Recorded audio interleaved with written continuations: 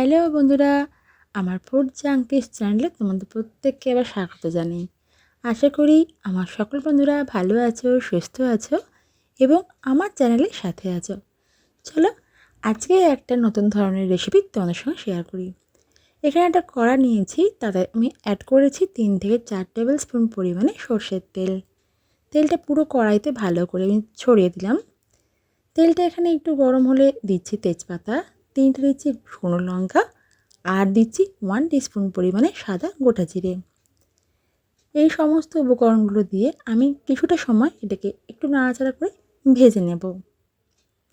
সামান্য ভাজা হয়ে গেলে এবার আমি এর মধ্যে অ্যাড করে দেব মসুর ডাল। আমি মসুরের ডালটা ভালো করে ধুয়ে জল ঝরিয়ে পরিষ্কার করে রেখেছি। এখানে আমি বড় কাপের 1 কাপ পরিমাণে ডাল ব্যবহার করছি। সমস্ত ডালটা আমি এবার এই কড়াইয়ের তেলের মধ্যে দিয়ে দেব। ডালটা এখানে দেওয়ার পর তেলের সাথে ডালটাকে খুব ভালোভাবে আমি ভেজে নেব। ডালটা যত ভালোভাবে ভাজবো তত ভালোই একটা মাত্রায় স্বাদ ও গন্ধ নিয়ে আসবে।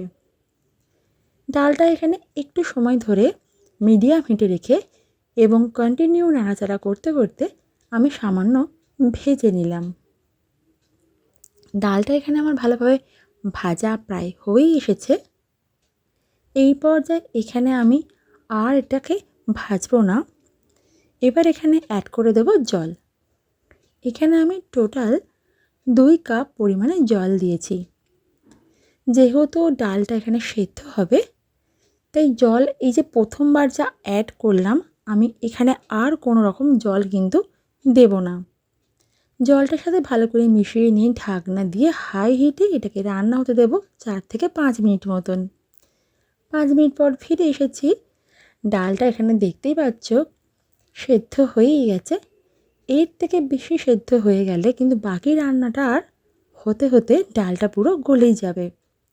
তাই এই পর্যায়েতেই আমি এবার এখানে অ্যাড করে দেব বাকি সমস্ত উপকরণগুলো। যেমন প্রথমেই এখানে আমি দিয়ে দেবো ডালেতে স্বাদ অনুযায়ী নুন দিলাম, আর দিচ্ছি 1 টিস্পুন পরিমাণে হলুদ গুঁড়ো, 1 টিস্পুন পরিমাণে দিচ্ছি জিরে গুঁড়ো, 1 টিস্পুন পরিমাণে দিচ্ছি ধনে গুঁড়ো। এই সমস্ত শুকনো উপকরণগুলো আমার এখানে অ্যাড করা হয়ে গেছে। এবার আজকে এখানে অ্যাড করে দেব আজকের রান্নার মূল উপাদান। এই মসুর ডালের স্বাদ বদল করতে আমি এখানে অ্যাড করছি নারকেল গুঁড়ো। একটা গোটা নারকেলের আধখানা মালাটা আমি এখানে কুড়িয়ে নিয়েছি। সমস্ত কুড়োনো নারকেলটা আমি এখানে অ্যাড করে দিলাম। এবার এই সমস্ত উপকরণগুলোকে ভালো করে একে অপরের সাথে মিশিয়ে নিচ্ছি আর বেশ কিছুটা সময় ধরে এটাকে আমি একটু নাড়াচাড়া করতে থাকবো। দেখতেই পাচ্ছ আমি অনেকটা সময় ধরে এটাকে ভালো করে নাড়াচাড়া করে নিচ্ছি। এবার এই পর্যায়ে এখানে আমি অ্যাড করে দেব 7 থেকে 8 টেবিল স্পুন পরিমাণে চিনি। চিনিটা এখানে ডালের একটা আলাদা মাত্রা এনে দেয়। ডালের টেস্ট বলো, ডালের মধ্যে একটা খুব সুন্দর গন্ধ বলো এবং ডালের স্বাদ বদল আনতে এই রেসিপিটা তোমরা প্রত্যেকে ট্রাই করো বন্ধুরা।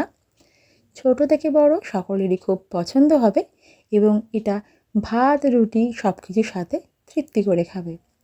আমরা সকলেই জানি ডালটা আমাদের একটা খুবই প্রোটিনযুক্ত খাবার। ছোট থেকে বড় সকলেরই রেগুলার আমাদের ডালটা খাদ্য তালিকা থাকা খুবই প্রয়োজনীয়। আর রেগুলারে একঘেয়েমি ডাল আমাদের কারোরই ভালো লাগে না, তাই এইভাবে ডাল একবার বানিয়ে নিয়ে দেখো।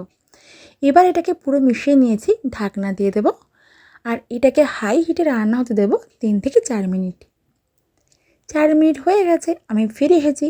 ঢাকনাটা খুলে নেবার পর এটাকে আমি ভালো করে ওপর নিচে করে একটু সময় ধরে মিশিয়ে নেব আর নাড়াচাড়া করতে থাকবো। আজকের ডালটা আমার একদম রেডি। এবার আমি হিটটা অফ করে দেব। তো বন্ধুরা তোমরা দেখতেই পেলে যে ডালের স্বাদ বদল করে আমরা কিভাবে নতুনত্ব স্বাদ আনতে পারি আর সকলের জীবের স্বাদ বদলে দিয়ে তাকে তৃপ্তি করে খাবার সুযোগ করে দিতে পারি। তোমরা প্রত্যেকে ট্রাই করো, আমাকে জানাও তোমাদের কেমন লেগেছে। ভালো লাগলে প্লিজ লাইক কমেন্ট শেয়ার করতে ভুলো না। আমার চ্যানেলের নতুন বন্ধুরা প্লিজ সাবস্ক্রাইব করে বেল আইকনটা হিট করে দাও আপলোড করা আগামী নোটিফিকেশন তোমাদের কাছে আগে পৌঁছে যাওয়ার জন্য। আজকের রান্নাটা দেখার জন্য অসংখ্য ধন্যবাদ বন্ধুরা। আমি আবার ফিরবো তোমাদের জন্য নতুন আরও অন্য কোনো রেসিপি নিয়ে। তবে তোমরাও কিন্তু আমায় কমেন্ট করে জানাতে ভুলো না তোমরা আমার কাছ থেকে নেক্সট আর কী কী ধরনের রেসিপি দেখতে চাও। তোমরা সকলে আমার নতুন নতুন রান্না দেখতে থাকো, করতে থাকো এবং খাওয়াতে থাকো। ভালো থেকো বন্ধুরা, আজকের মতো টাটা।